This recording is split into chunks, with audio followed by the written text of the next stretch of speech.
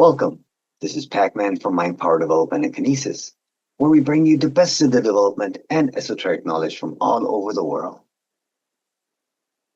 Let's embark on a transformative journey where the boundaries of the mind dissolves and the whispers of the heart take the center stage. Today, our special guest, Alexnder Krakolinig, as our guide, help us discover the untapped power of the force in you, unlocking the doors to infinite possibilities and a deeper understanding of your true self. Welcome, Alex. How are you doing today? Hey, thanks for the information and thanks for the invitation. And yeah, where to start? Nice. That's a good question. We met actually many years ago in San Diego and Yes, in also San Diego, Oceanside. I remember, we went to Oceanside, did some sessions, work on some energy work. And actually, I was going through hard times then. You know, my mind was literally disorganized due to I was going through some illness, my cancer. But thanks to you, a lot of, my understanding, my subconscious was open. You helped out. You brought me back to the line, and which was very helpful in my journey. Thank you very much for that. You know, I really enjoy every moment at that time. And Mexico was really good too. You know, it was nice when we went to Tijuana and hang out there. It was interesting. But where are you nowadays? What you been up to? I'm just in Austria at the moment. Over the last years, actually, I went much more into, I wouldn't say silence, but I just disappeared a little bit. Hmm. And was more focusing on finishing the platform and the books. And so at the moment, I just made a little soft launch. So I do English and German in the community it's called Institute of Life Mastery. And so first I was mostly teaching self-mastery. And so what is about the self? What can you do? And then I thought, okay, but after this, what is the next step when you have mastered yourself? So what is the next important thing? And if you just stay like with the self-mastery, nothing is really changing in the outside. Like then you're like a monk in the cave and you go into self-mastery. But what are you doing with all the gifts and all the talents and abilities, what you were working on? And so for me it was like, okay, we have to come back into community. Because you're alone, you're too weak to really make a big impact. So we need all of each other.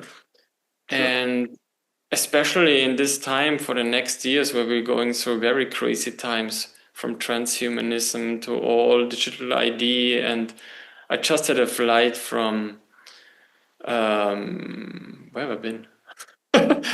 LA to Philadelphia to go back to Europe. And in Philadelphia, the airport, before you enter the plane, was again a face recognition, what you have to do.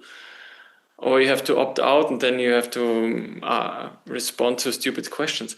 Right. And that was for me, oh, it's already starting here. I know in Thailand they started. I know Singapore, they also go very strict with many things now. And it was like, oh shit, we're all going into deep shit. I'm sorry for saying this, but it's just what I see. Yeah. And so the only way that we can create a change, we need to come together. And so from society, we are trained constantly to fight. We're constantly, well, I'm better than you, I have more than you. So people don't even know what it means, like community or friendship anymore. Everyone is just in a surviving mode and fighting for themselves. And that's very sad for me to see. Even now, 2 days ago, I was out for salsa dancing and bachata. And even there, I felt the connection is not here like years ago. Not the same. It's not the I same observed as that. dancing. Like people are dancing, but for me, when I start dancing, it's first, okay, the music is opening my field. And the Right. second part, when another person opening their heart and two persons becoming one, then it's like a walking, dancing meditation. Right. Then you Exactly. feel truly in love, or it's even better than sex when you're just like, oh, thanks so much for the dance. I'm just in love with your energy or whatever. And you just create more because of your expansion. The same like in a partnership, like two people are expanding in a love expression. It's not about I'm in a neediness. It's just like I'm in love, you're in love, we both are love, and we create. And that was really like, oh shit. And it's not about you anymore, because now at the moment, and maybe also other people observe it, it's very hard to bring people together, like for a seminar. Even because I made so many seminars, mostly in German, and every month a topic. And then I wanted to teach a Vipassana, and then I felt like people are not ready and said, what's going on? And like the zeitgeist, the time is changing. So right now people need something what they can grab. So if I would just teach something physically, it would be much easier that people would come. Then I just would do again some conscious talk, healing stuff. Right. And I was like, okay, what's going on? Because I feel like we have been so much in our mind all the time, trying to getting better, blah, blah, blah, blah. But now people need to see like physically, oh, there is the change. This I can do. This I can use now. Because I think we all feel the collective that because of the war, because all the nonsense what's going on, so people are in a fear state without even knowing that they're in a fear state. True. And so like it's a time of reorientation. Even for me, I moved from Ibiza to Austria right now. And then it's again, even I know Vienna and all the stuff, it's still a reorientation. So it's kind of, you're empty at the same time. You're like, I feel at the moment like I'm in a big puzzle of 10,000 pieces and I made the frame, but I still have no idea about the picture. And I think many people are in the same situation right now. We all know something needs to change. There is a big change coming, but we are all in this unknown. And so people try to grab something, but they can't grab. More desperation when it comes down to, right. By the way, people who don't know who Alex is a well-developed with a deep understanding of various healing modalities. He works with energy work, spiritual practices. Also, he's a seeker and exploration of great knowledge and city science. And Alexander, he have a wide span of and large range of experience and disciplines from sports science, martial arts to dance and spirituality, and contributing all these into a holistic perspective. And he goes around all the world, try to teach people, create seminars to bring people back to balance. I just wanted people to know who we are talking to at the moment, just in case there are new people in our channel. I was a seeker. I think the seeking stopped 6 years ago. So I arrived. Well, it does get tiring, and it does get exhausting, especially in this time of shift. What's going on, the uncertainty.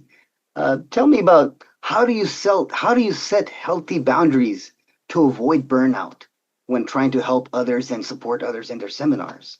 How do you set your boundaries for a healthy mind? Actually, because I changed a lot. For me, when I was this healer, this helper, everyone was coming to me, said, yeah, Alex, always have energy, always is here for everyone. And I could feel like 200 people in the Facebook group, and I always needed, I knew what they need. So I sent them links or whatever. And then I felt, oh, I'm so expanded, I can feel everything, but it's not really helpful for myself. It's good as a psychic that you can use it as your work, as a job. And that's why I see with many empaths, they're totally struggling in life because they are not aware or don't know how to use it properly. Then they just are constantly open, receiving anything, and then they feel sick. Then they feel, oh, this is bad energy. No, it's just you are unstable. And it means that you are constantly more outside than inside. That's why Vipassana or Qigong is helping you a lot to just stay focused in yourself.